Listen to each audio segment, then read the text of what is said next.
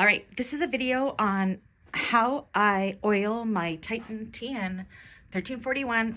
Many people have been requesting this, so it is my Titan spa day today, as I call it. So I thought I would show you how I do it. So I like to use a sewing machine oil bottle that has a big nozzle like this on it. And I start right at the top here. You can see the red dots. So you want to put, I oil quite liberally into mine. Oops.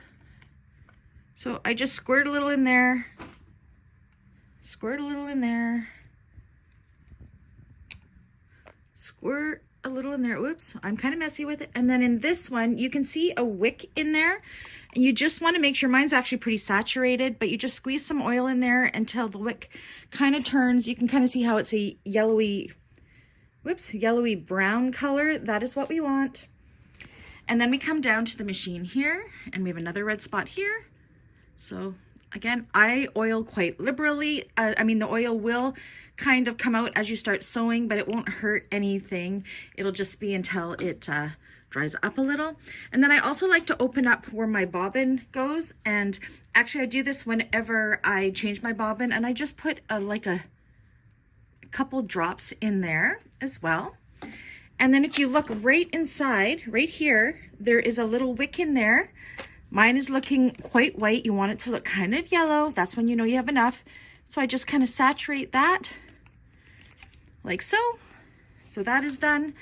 I go into, ignore the mess on my floor. I go into this little hole, and I don't know if I need to, but I always do. And I drip a little bit more in there.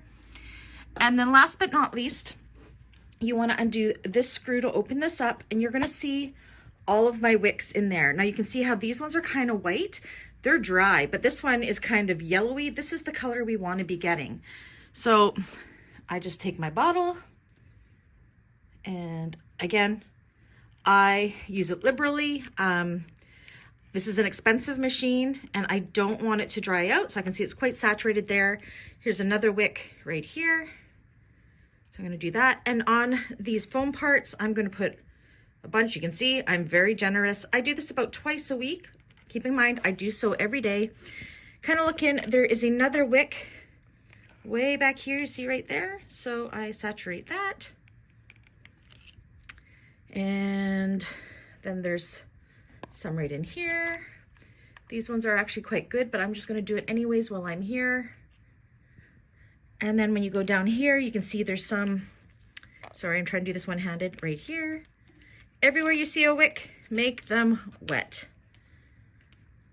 And right down here. And then I think I already did down here, but I'm going to just get that again. And then you can close that up. And last but not least, what we want to do next is right here, there's this little swing down kind of thing behind the swing nut. Swing that down, push this back, and you're going to see there is a wick and a reservoir down there. So you want to make sure there is some oil in there so it will feed up the wick. And that is how I oil my 1341.